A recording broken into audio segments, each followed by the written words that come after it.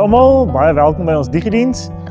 Dis my voorreg om vandag met julle te gesels vanuit 2 Petrus 2. Verlede week het François Himan, met julle gesels vanuit 2 Petrus 1 en hy het die beeld gebruik van Petrus wat kom sit by die tafel met die familie en 'n baie belangrike boodskap nou oordra aan die mense. Ek wil graag aangaan met daai beeld en hy het genoem dat Petrus vertel het vir die mense hoe hulle moet wees en wie hulle moet wees.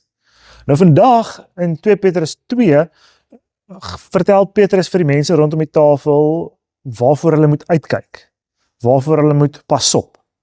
Die hele hoofstuk van 2 Petrus 2 gaan oor dwaalleer en dwaalleraars en al die slegte dinge wat kan gebeur op die pad saam met God, wanneer jy nie gefokus bly op God nie. So ek lees graag vir ons enkele verse uit 2 Petrus 2. Ek gaan vers 1 tot 3, vers 10 en vers 17 vir ons lees. Daar was valse profete onder die volk, en so sal daar ook onder julle valse leraars kom. Hulle sal verderflike dwaalleer insmokkel, en die Here wat hulle vrygekoop het verloon. So sal hulle self baie gou in die verderf stort. Baie mense sal hulle losbandigheid navolg, en deur hulle toedoen sal mense kwaad praat van die weg van die waarheid. In hulle hebsug sal hulle julle met allerhande stories uitbuit, maar hulle vonnis is lankal gevel, en hulle ondergang is onafwendbaar. Vers 10, Veral hulle sal gestraf word, wat toegee aan hulle wellustige vleeslike begeertes, en wat die gesag van die Here verag. Vers 17, Hierdie mense is droë fonteine, miswolke wat deur 'n stormwind weggejaag word. Vir hulle word in die diepste duisternis plek gehou. Tot sover vandag, en mag die woord van die Here vir jou seën wees. Dit is 2 Petrus 2, vers 1 tot 3, vers 10 en vers 17. Waar Petrus nou vir die familie, vir die gemeente probeer verduidelik dat hulle moet pas op. 'n waarskuwing wat hy vir hulle los, voordat hy weet hy gaan moet gaan. So hy is oud, en hy weet sy tyd is min, en met die tyd wat hy oor het, skryf hy nou hierdie dinge aan die mense. 'n waarskuwing oor al die verskillende stemme, wat na die mense toe gaan kom. Harde stemme, saggies praat stemme, mooi stemme, stemme wat vryheid beloof, stemme van oordaad, van partytjies, van geld, van spoed, van skoonheid. Al hierdie verleidelike stemme. Sulke stemme bestaan nog steeds, bestaan vandag nog, in ons huise, by ons werke, in ons gemeentes, in ons eie koppe. Bestaan hierdie stemme en moet ons kies waarvoor ons luister. So vandag het ek 2 vrae wat ek dink ons oor kan gesels. En die eerste is, hoe herken ons hierdie stemme? Allerhande verskillende stemme. En die tweede is, hoe bly ons op die pad wat werklik na God toe lei? Hoe bly ons op die pad saam met God?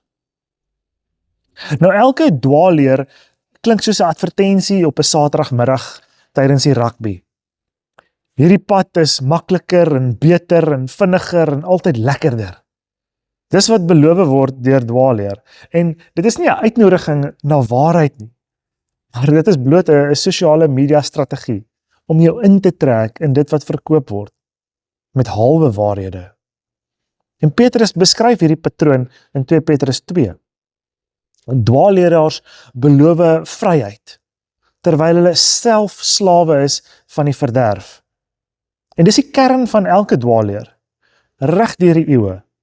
Dit klink na bevryding, dit klink na iets wat jou gaan losmaak, maar in waarheid is dit iets wat jou net vaster en vaster gaan trek, wat eindig in verslawing.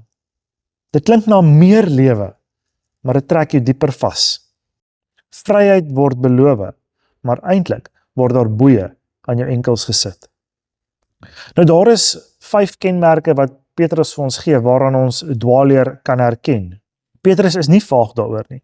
Hy sê in die eerste plek, dat mense wat op 'n dwaalspoor of 'n dwaalpad is, het nie eerbied vir die bonatuurlike nie. Hy sê in vers 10, hulle is uitdagend en verwaand, en hulle huiwer nie om hemelwesens te beledig nie. Tweedens sê Petrus dat hierdie mense se lewe deur oordaad gekenmerk word. Vers 13, hulle kry lekker om oordag swelgpartytjies, uitspattige partytjies te hou. En derdens sê hy, hulle kry nie genoeg van hulle welles nie. In vers 14, hulle oë is die ene welles en aan sonde kry hulle nie genoeg nie. En hulle verlei onstandvastige mense. En dan in die vierde plek sal hierdie mense wat op 'n dwaalspoor of 'n dwaalpad is, enigiets doen vir geld.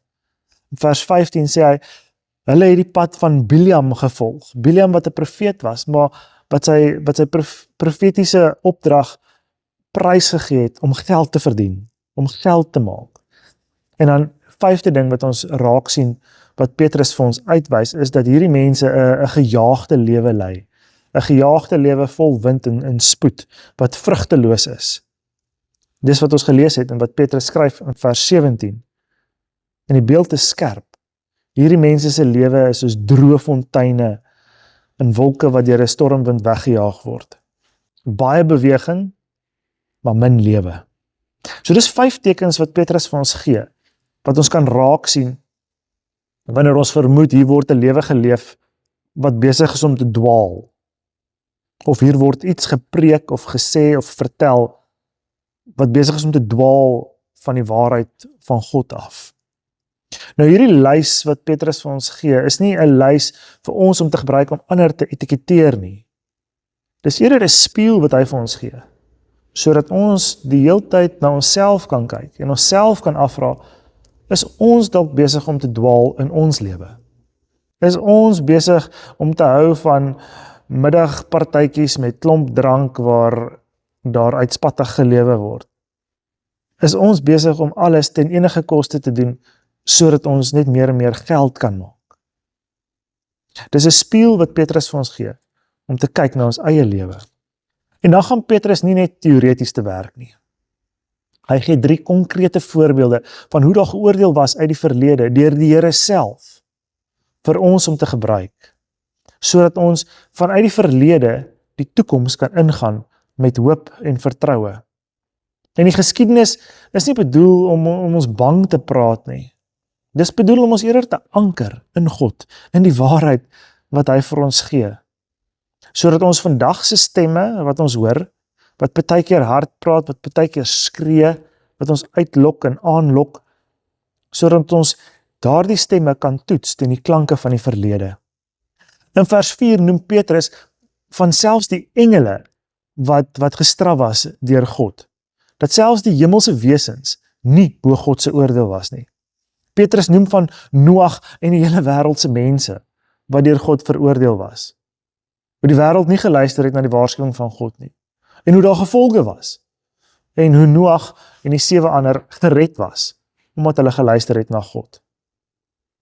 Petrus noem van Sodom en Gomorra en Lot. En alles wat daar gebeur het. Hoe 'n hele stad hulle self eintlik verswelg en verderf het, omdat hulle heeltemal losbandig gelewe het. En hoe Lot gelewe het in hierdie losbandige omstandighede, en met 'n aversie daarvoor, en heeltyd met die Here gepraat het daaroor. En hoe die Here hom dan nou gered het, terwyl hy gesien het wat om hom aangaan. Wat verkeerd is verkeerd, en moet gestraf word. Wat reg is ook reg, en dit sal bewaar word. Ons moet nie moedeloos raak, omdat ons die wyse, smal, ongemaklike en onpopulêre pad wil stap nie. Dit is die pad van God. God sien jou opoffering raak. Hou moed. Hou aan op sy pad stap. Al is dit ongemaklik en onpopulêr. Jesus se lewe self was vol opoffering. God die Vader beloof dat 'n lewe naby aan hom goed sal wees. Hy beloof nie dat dit gemaklik sal wees nie.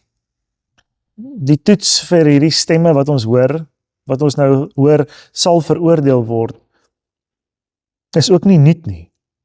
Dit is 'n toets wat die kerk al deur die eeue, deur die afgelope 2 millennia gebruik. Elke keer wanneer 'n nuwe stem kom wat sê, maar dit is beter en dis mooier en dis so en so. kan ons met reg vra, is hierdie stemme volgens God se waarheid? Help hierdie stemme my om meer lief te wees? Help dit my om Jesus te gehoorsaam? Of is hierdie 'n stem wat my net uitlok na opwinding, wat vlietend is? Toe die vroeë ketters die godheid van Christus ontken het die kerk nie net gesê, ons voel wat julle sê is verkeerd nie. Nee, hulle het ernstig besin oor wat gesê en gedoen was. En hulle het pen op papier neergesit. Hier iewers rondom 100 na Christus en die apostoliese geloofsbelijdenis geformuleer. En later in 325 na Christus is die belijdenis van Nicea geformuleer. En weer later in 500 na Christus is die belijdenis van Athanasius geformuleer. En toe Rome die genade boodskap van God versmoor het onder mense werke, het die reformatie nie 'n nuwe godsdiens uitgevind nie. Nie, hulle het teruggegaan na die bronne toe. Teruggegryp na wat die kerk nog altyd geglo het en het skerp gestel in die Nederlandse geloofsbelijdenis in 1561 en weer met die Heidelbergse katekismus in 1563 met behulp van Martin Luther, Johannes Calvijn, Guido de Brey en Olevianus en Ursinus. Toe die Arminiane selfs die genade van God probeer verwater het die Dordtse synode in 1619 weer gaan vasstaan. En selfs ons eie land het 'n geskiedenis van belydenis. Toe ons eie land die evangelie self probeer laat soeg het teen onreg, het die belydenis van Bellaar in 1986 ontstaan, vanuit die NG Sendingkerk, wat vandag bekend staan as die Verenigende Gereformeerde Kerk, wat teruggeroep het, wat die hele kerk teruggeroep het, na eenheid, versoening en geregtigheid. Hierdie belydenisskrifte help ons om hierdie stemme van dwaal te toets. Dit help ons om te kyk of dit wat gepraat word waar, reg en mooi is, volgens die woord van God. Dit is nie tradisie in plek van die skrif nie. Dis die kerk wat generasie na generasie dieselfde vraag vra. Is hierdie lewe volgens God se woord, volgens God se waarheid soos geopenbaar in sy skrif? En dan om die antwoord op te skryf vir die volgende generasies, sodat elke generasie nie voor hoef te begin nie. 'n Dwaalleraar of 'n dwaalboodskap se pad is baie keer vaag. Daar word baie beloof, maar dan word min gesê wat die uiteinde daarvan sal wees. Hulle sal graag sê, hierdie pad is beter, hierdie pad is vinniger, is mooier, is soeter. Hulle beloof baie, maar hulle sê nie waarheen dit gaan nie. Solank dit opwindend klink. God se pad is nie vaag nie. Lank voor enige van hierdie valse leraars hulle monde oopgemaak het God reeds vir ons paaltjies langs die pad ingeplant, sodat ons weet waarvoor om uit te kyk. Hy het gesê, vertrou my alleen, aanbid my alleen, eer my alleen, kom rus by my. Hê respek vir gesag, hê respek vir lewe, hê respek vir liefde, hê respek vir ander se lewensruimte, hê respek vir die waarheid en verlang altyd na my. Dis die kaart wat God vir ons gee in Eksodus 20, om te keer dat ons van sy pad afdwaal. En gehoorsaamheid aan hierdie gebooie is nie die teenoorgestelde van vryheid nie. Dit is juis hoe die genadige lewe saam met God lyk. Dit is hoe God se pad lyk. So kom ons maak al hierdie dinge baie prakties. Vat twee mense. Twee mense wat vandag op presies dieselfde plek begin. Presies op dieselfde plek staan.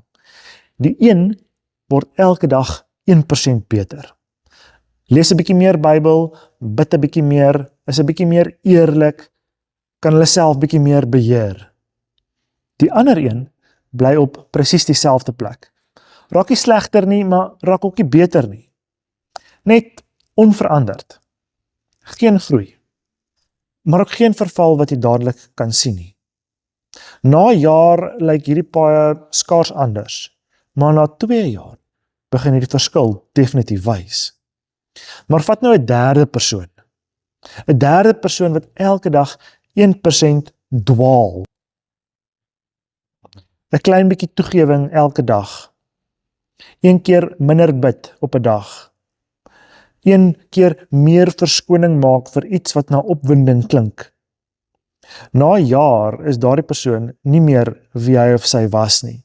Nie meer op dieselfde pad as persoon 1 en 2 nie. Hy het homself sonder enige dramatiese oomblik heel op 'n ander pad gesit. Die persoon wat elke dag 1% nader aan God beweeg het, en die persoon wat elke dag 1% verder van God beweeg het, verskil na 'n jaar 76% van mekaar. Paaie wat heeltemal uit mekaar uitloop. En dis presies hoe dwaling werk. Niemand word oornag Biljam nie. Niemand word oornag 'n droë fontein nie. Dit gebeur 1% op 'n slag. Pas op daarvoor. Wees wakker. Wees op die uitkyk daarvoor. Ondersoek die rigting wat jou lewe inslaan. Want afdwaalpaadjies is oral. En jy moet mooi kyk waar jy loop. Jy moet mooi luister na die stemme wat roep. Ons leef in 'n tyd van baie stemme, waar die hardstes amper altyd vryheid, spoed en skoonheid beloof. En Petrus se antwoord, en die antwoord van elke belydenis wat deur die eeue geskryf is, bly dieselfde. Bly naby aan die skrif. Bly naby aan Jesus Christus. En stap elke dag een klein getroue treetjie nader aan God, saam met God. Die wyse pad is nie altyd die opwindendste of die vinnigste nie. Die wyse pad is God se pad van 'n lewe van liefde. Ondersoek jou lewe. Kyk mooi waar jou voete loop. En onthou om net na God se stem te luister. Na sy stem wat jou elke dag uitnooi en roep al nader na hom toe. Vergeet van die opwinding.